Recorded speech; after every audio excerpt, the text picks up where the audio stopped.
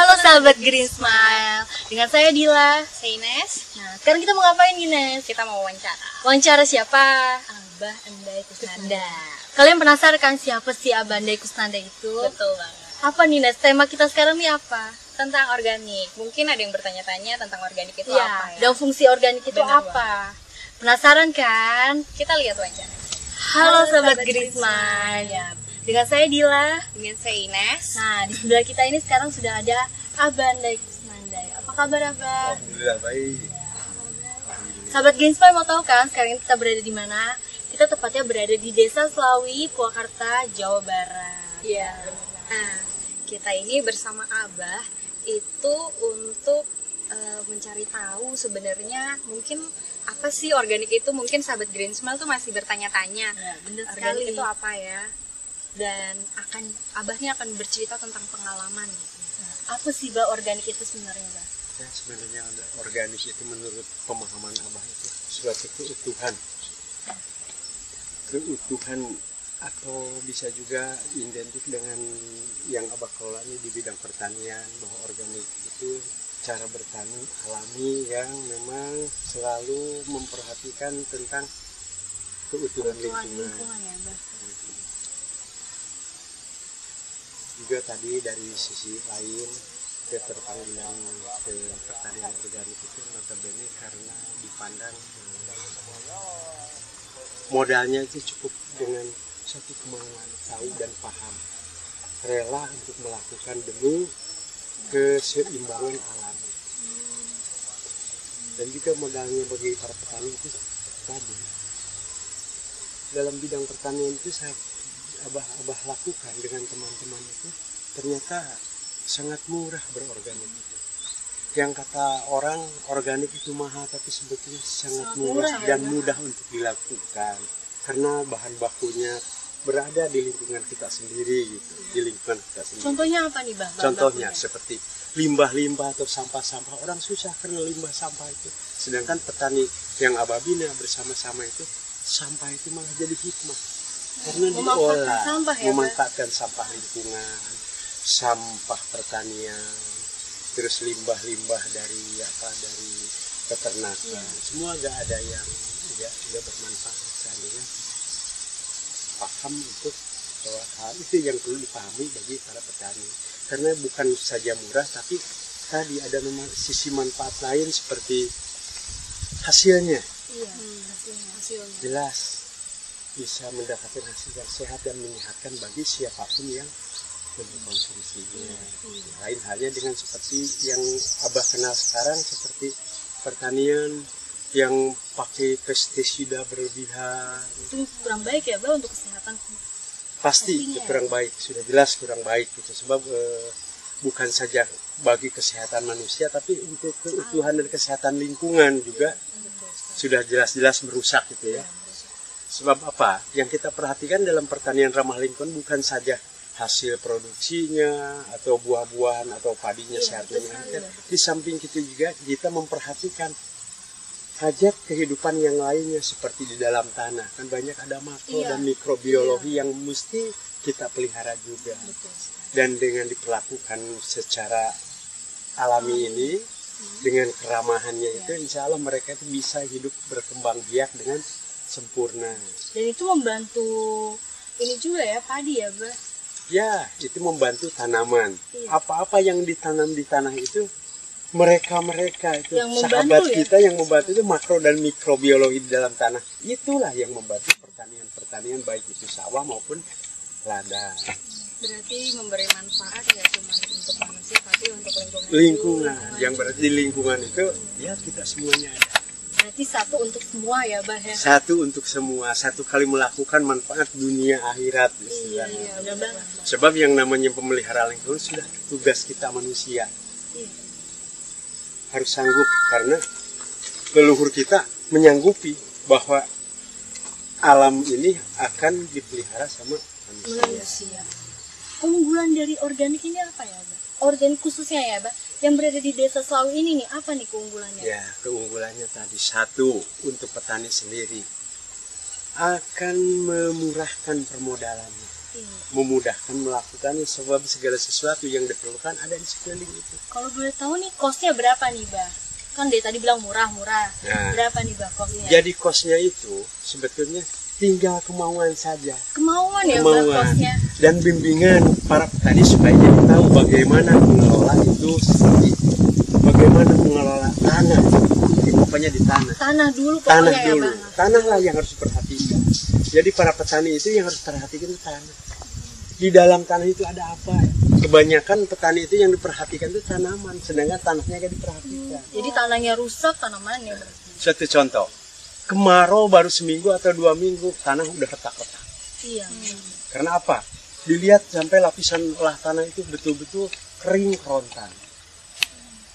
Tapi kalau yang Abah lakukan bersama teman-teman sekarang, apalagi saya Abah ini bergabung juga dengan DPLKTS. Apa itu Pak? DPLKTS itu Dewan Pemerhati Lingkungan Kehutanan dan Lingkungan Tata Indah.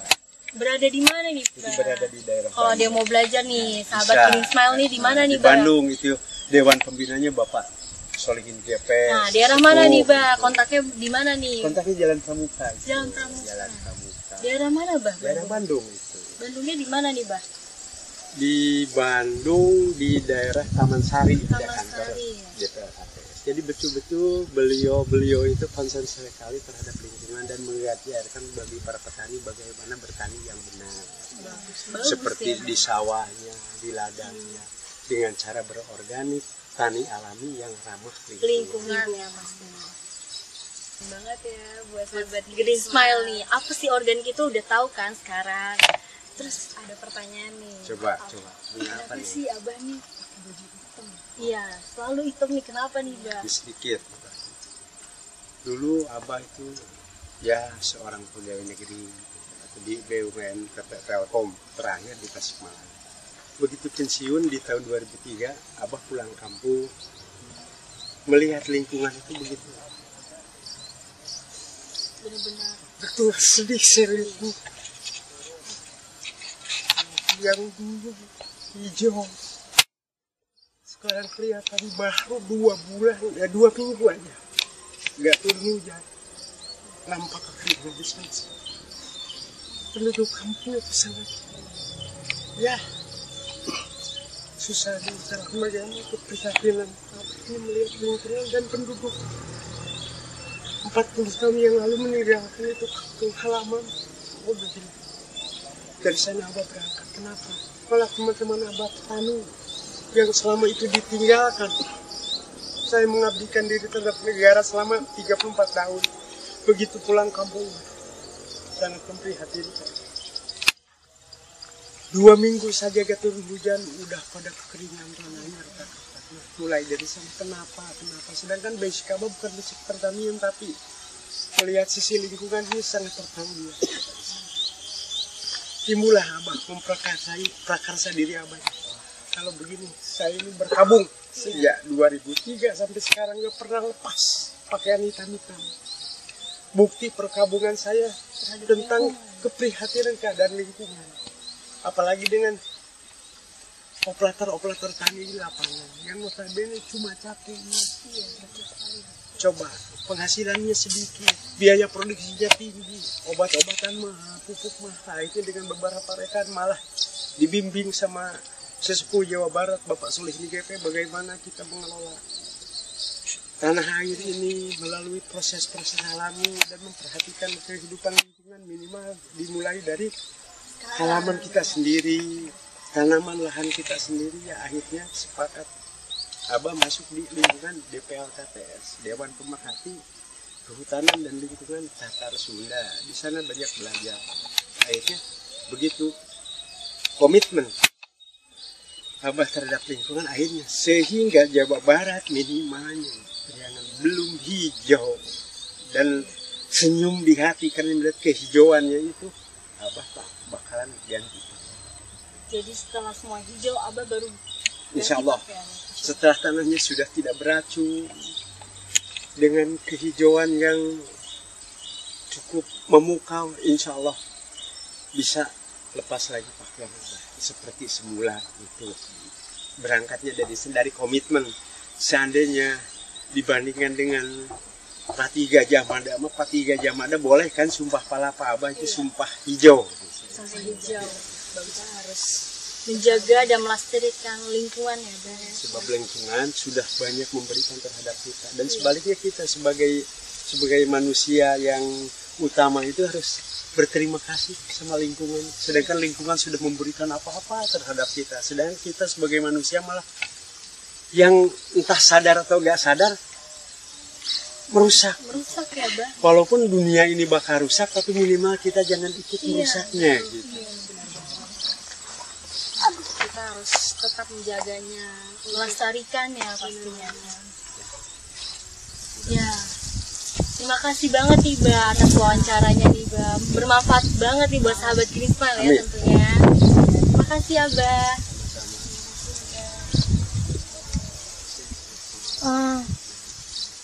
Nah, sahabat Green Smile, sudah dengar kan hasil wawancara kita dengan Abah Endai Kusnanda ini? Gimana? Bermanfaat kan pastinya?